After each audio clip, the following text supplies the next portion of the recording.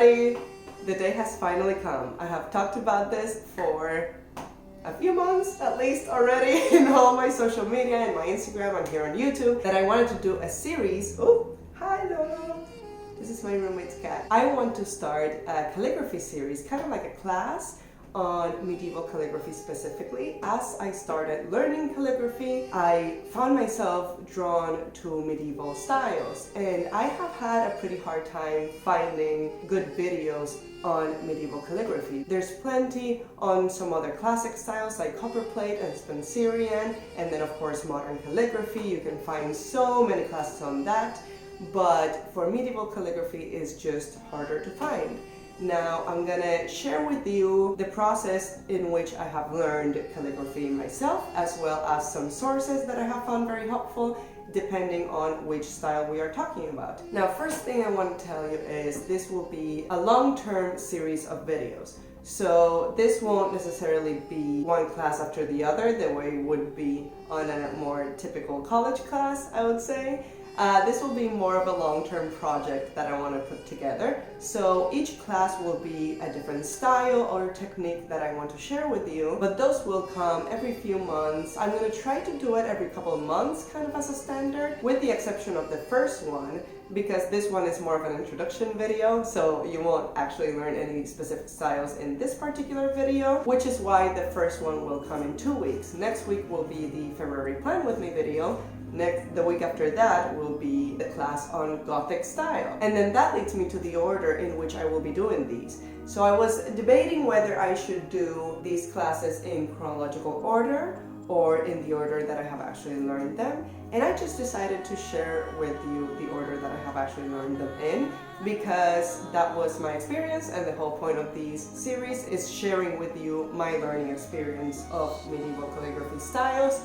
So I will start with Gothic because that is the first one that I learned, even though it's technically the last one in the medieval period that transitioned towards the Renaissance. Another thing is that I want to include some historical background in each of the episodes because I just find it fascinating. I just think that's one of the most interesting things about calligraphy is how one style led to the other and how the surroundings and what people needed and wanted led to each particular style.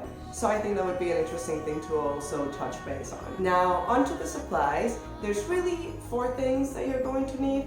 First one is a pencil, just to do some guidelines when you're preparing to do your practice. This, I don't care what pencil you use can use whatever pencil you prefer. I do recommend using one that makes lines that are very light and easy to erase, because we don't want the final product to have all those lines. We will be erasing them afterwards. Secondly, we're going to need a ruler to be able to make these guidelines. Now I have 2 suggestions for you. I sometimes use one like this, with this right angle. I find this helpful when I'm using blank paper where I don't have anything else to guide me.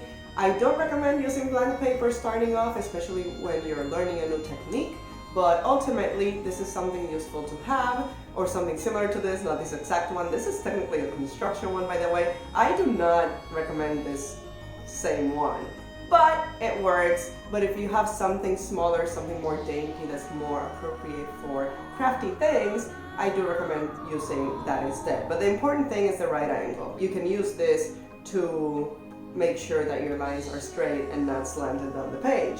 And then the other suggestion that I have for you is just a normal one. I do use 12 inches or 30 centimeters, whatever you prefer, because it tends to, like for example, if I take this notebook, it tends to cover all 2 pages on an A5.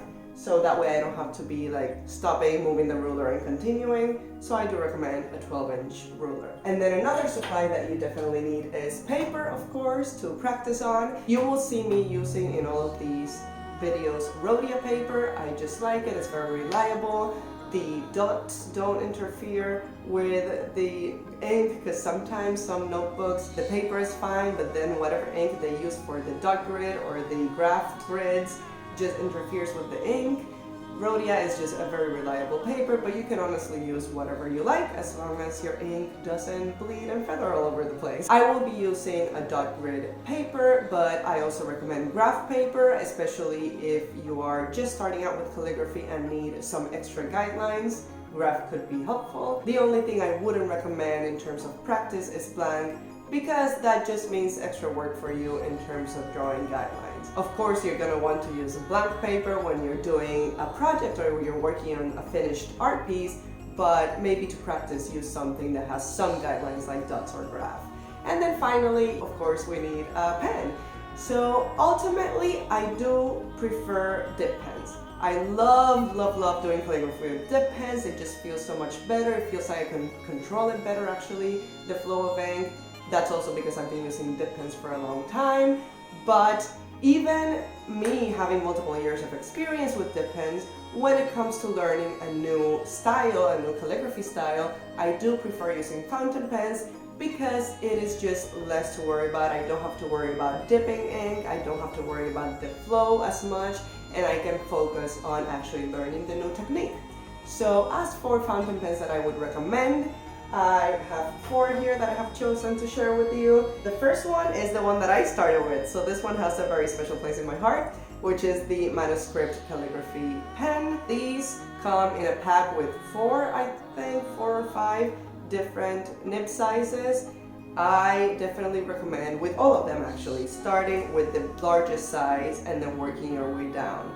Why? Because it's just much easier to transition from a bigger nib size to a smaller one rather than the other way around. In the manuscript world, I would recommend starting with something like a 4B, which is pretty large. That's the one that I have on here right now. And then once you feel comfortable with a particular style in this particular nib, you can work your way down to maybe involve your calligraphy more in your bullet journal, for example, where maybe a smaller nib size would be better. Another pen option that is very comparable to this one for those of you who live in Europe and wherever else there is a tiger or a flying tiger store is their calligraphy pen, which is very similar, almost like a dupe of the manuscript. I found this while I was in Italy in one of the tiger stores, and it's $5, which is better price-wise than manuscript. Manuscript is sold in Michael's, I believe, for around $8 or $9, so it's still pretty affordable. For $5, you can get the one in Tiger. It also comes with about 4 different nibs and multiple ink cartridges. However, the one thing that makes me still prefer the manuscript rather than the Tiger is that the nibs on the Tiger are a bit more rounded off in the edges. So it gives you a bit less of a sharp end result. I like my letters to be quite sharp. It makes me feel like I have full control over what I'm doing. So that's the only reason why I prefer this one. However, it is still a good option if you're on a budget. You can get it for $5. I haven't seen anything that beats that. So it's still very good. It's still highly recommended in my opinion. And then now moving on to more traditional fountain pens. So those of you who are already fountain pen users might already have these two, and it's only a matter of getting a new nib, although they're still more expensive than the Tiger and manuscript one, but it's an option in case you already have it laying around. One of them being a Lamy pen. This one in particular is a Lamy Safari, but a Lamy All-Star, the Lamy LX, the Joy, which one more? Basically any of the ones with interchangeable nibs.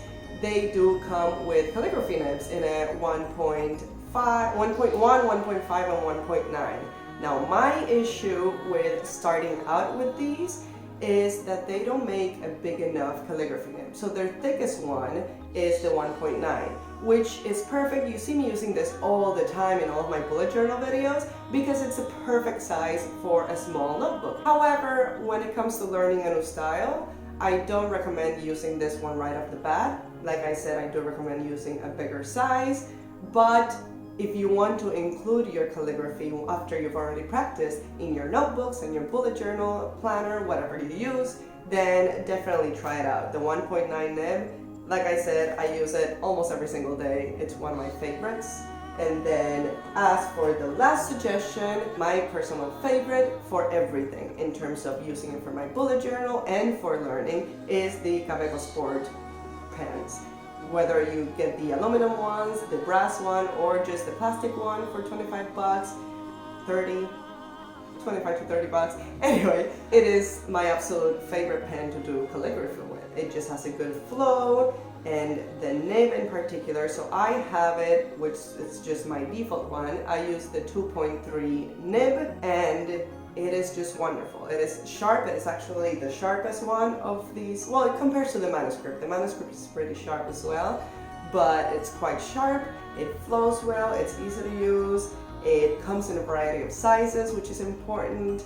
This is a 2.3, but I know they also have something like the Lamy, something smaller, 1 point something. This is just the one that I use for everything, for learning, for everyday use. I highly, highly recommend this pen. It is great. It's a bit more of an investment, but you can also use it for normal writing if you switch out the nibs. So it's just 2-in-1 use. One last pen that I want to mention, because it is very often brought up when it comes to calligraphy, is the Pilot Parallel pens. I have one over here. This one in particular is the 3.8. Now, I'm not a fan of these. And I know these are very, very, very popular in the calligraphy world and the calligraphy community because they are good. They are extremely reliable, extremely. You can have this capped, just laying in a box for 2 years, and I'm telling you this from experience because I had it in a box for a year and a half. And I took it out and I uncapped it and it wrote perfectly. I don't know how they do it, but they do it, and they are really, really great quality. They're very reliable pens, easy to use. However, my issue with this is that it has a very, very different feel when you're writing from a dip pen. And to me, like I was mentioning before, ultimately I want to do my calligraphy with a dip pen. So a fountain pen should be a means to getting to the dip pen rather than a completely different experience. Fountain pens and dip pen nibs are quite similar in the way they're built. The Pilot Parallel pen, because of the way the nib is built, is just a completely different feel, and it's just never been very comfortable for me to use. If you like it, if you're already used to using it, go for it. If you're starting from scratch and you want something more similar to a dip pen, I would not recommend it. If you want to use dip pens, I do recommend the Manuscript Leonard nibs, which is the one that I have over here. Those are my absolute favorite nibs. I know they sell speedball nibs everywhere, at least in the United States. They are everywhere and they're very easy to find. If that's all you have available, those are pretty good too, but I think the manuscript ones are way more precise, and they're my favorite. I have so many of them. And that's pretty much all I have for you in terms of supplies. The next thing I want to talk about is prepping our page when we're about to practice some calligraphy. Essentially, the first step is, of course, putting ink in your pen. Many of these pens come with ink. The other ones that don't, there's multiple ways of filling a pen. You can check out multiple videos on how to do that. Step 2 would be basically to decide how big you want your letters to be. Now, the way to measure the height of the letters is by pen widths. What I mean by that is essentially the width of the pen that you're using, which means that the height of your letter will vary depending on the pen that you're using.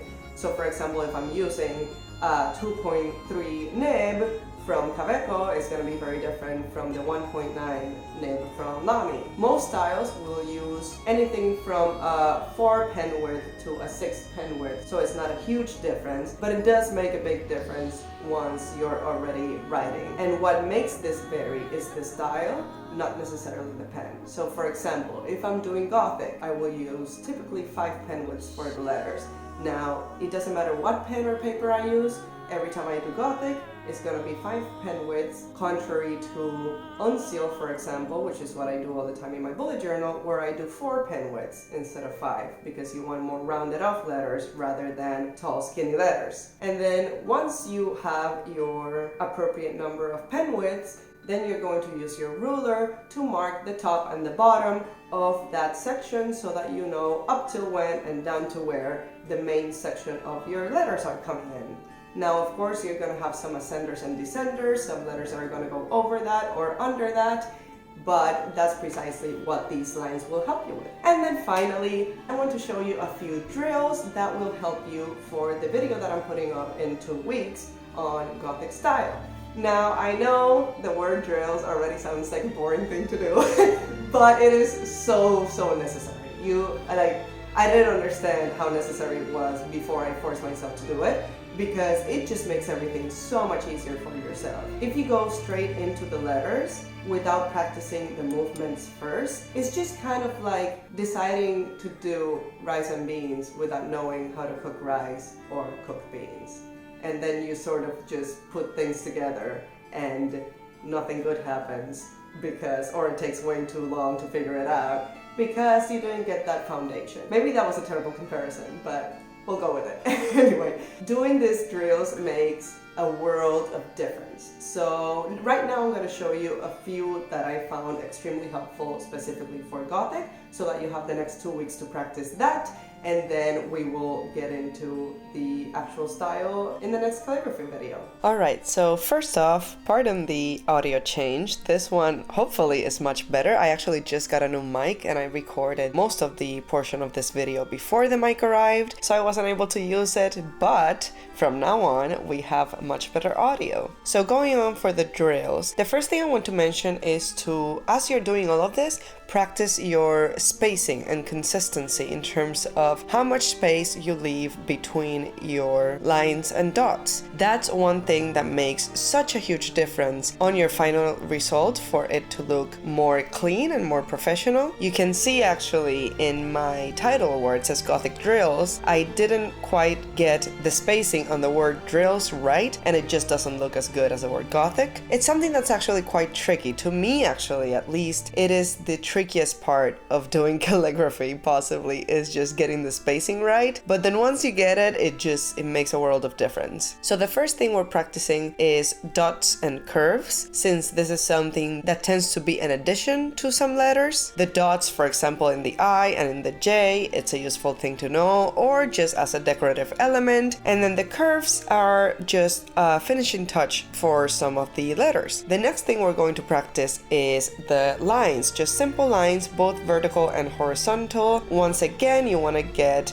an even spacing between them, but also start them and end them in the right place. So I like to use the dots on the dot grid paper for this. They help me a lot as a guide. And then you're gonna notice that in the 8 that I'm doing for each drill, they are clearly getting better as they go. So this is just something good to do as a warm-up also later on, just before you're gonna start writing in Gothic calligraphy or in whatever style of calligraphy. You might want to do some of these drills, at least 8 of each. That's, to me at least, the magic number that I can see some immediate improvement, and it'll make the writing I do afterwards look much more consistent and better. And then something I wanted to also mention about drills: don't feel like you have to fill vertical lines and a whole page of horizontal lines. That is a whole page of extremely tedious, honestly, in my opinion, unnecessary, and if anything, counterproductive, because your concentration, it's impossible to stay concentrated for a whole page doing the same line over and over again. Like, that's not good, realistic. That's not gonna happen. So what I do suggest you do is maybe do a whole line. Here I only did 8 for the sake of time and space and showing you, but I would suggest doing a line of each to start with. And then, for example, you start doing a horizontal line from left to right side of the page of just dots, and then under that do the horizontal curves, then under that the vertical curves, then so on and so forth with all of the different types of drills that I am giving you here today. And then once you finish doing all of the drills, one line for each, maybe take a break, rest your hand a little bit, and then do that all over again. So I think giving that variety of changing from one to the other is way more helpful than just doing a bunch of one single thing. It'll keep you more concentrated on each one, and it'll give you the same result. You're still going to get better and more consistent at doing your lines. Now for these drills on the bottom that have some line variation, you're going to notice that the first and second one lead to the third one. So the third one is a combination of the first and second that we're doing on the second line. First one having the dot that we already learned how to do first, and then the vertical line, and then the second one that on reverse, so vertical line first, dot second. One quick thing that I actually forgot to mention when I started this voiceover, very important, keep your pen at a 45-degree angle at all times. Even if you think that maybe at a certain point you would benefit from turning turning it. Don't 45-degree angle. I think that's a safe way to go. Of course, you can vary this later on depending on how thin or thick you want the lines, but to start off with and to practice with a good base, 45-degree angle for everything. And then the final drill that we're going to do, it sort of looks like a J, so it's going to be a vertical line and then just a swoop. So to finish off, here on the third line, I'm just showing you a rundown of the drills that I want you to practice. So we have the dot, the horizontal curve, the vertical straight line, the horizontal straight line, the diagonal with the vertical with the diagonal at the bottom, the vertical with the two diagonals, and then the vertical with the curve in the bottom. That's all I have for you today. Thank you so much for joining me in the first episode of Sunday Scriptorium. Yes, that's gonna be the name for this series. I love it. In case you don't know, a scriptorium was a place in monasteries where the monks would go and write the manuscripts that they would copy over and over again. So these scribes would go into this tiny little room. It didn't really have much other than a window, I think, and their desk with quill and paper, and that's it. And it was just a place that they would concentrate. And that's kind of what I feel. Obviously, this is a much bigger and distracting version of a scriptorium. But I like to see my little art corner as a scriptorium. And then Sunday, because I try to upload every Sunday, so it makes sense. But anyway, thank you for joining me. Subscribe if you like this kind of video, it would really help me out. And I really hope you join in for these work in progress that we're gonna be working on. I'll see you next week with another video and have a fantastic day. Bye!